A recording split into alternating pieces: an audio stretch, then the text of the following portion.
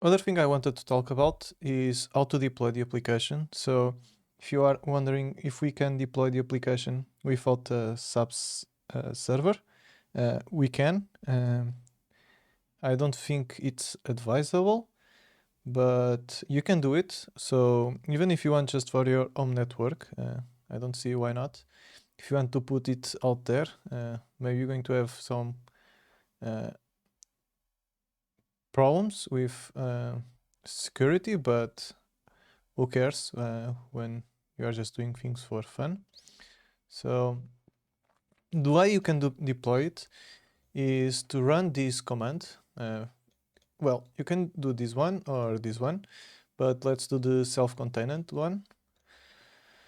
Honestly, I don't know the difference, but I would probably think it's that you don't have dependencies and you can just move the folder, but I'm not sure. But let's do build options. So we're going to build. The way that you do it for the to deploy in the SAP would be build and then deploy.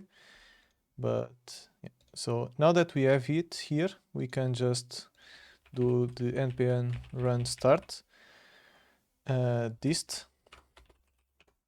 And the difference between dist and this CDN is that this one is going to get the sub resources like the components and all of that from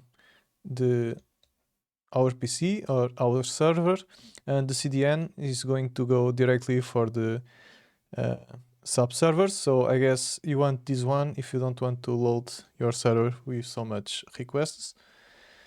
But yeah, so let's run it.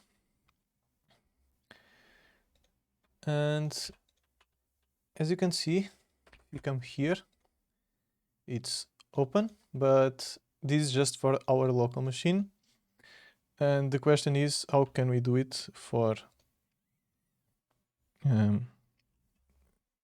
outside of our machine? So if you do nps UI5 serve help, we see that we have this option here, the accept remote connection. So it's exactly that we're going to do. So you can do this, copy the rest of the code, not the command, and the config. Oops. And run. And as you can see, they say accepting connection from all host network, development purpose. So yeah, like I said, these might have problems with security, but if you are doing in our home network, you probably won't have problems. So since I'm running in a container, I'm going to need to get my container IP, but if you are not running in a container, you would get your normal IP. So for us to see that it's actually doing something, let's grab the name of the container and inspect. And as you can see, here it is, our IP of the container. And as you can see, we can access it. And if we didn't run with the allow accept, we can see that this wouldn't load, only the localhost.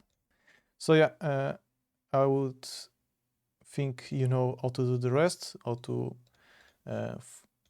use your proxy, or how you could access this IP from other device. So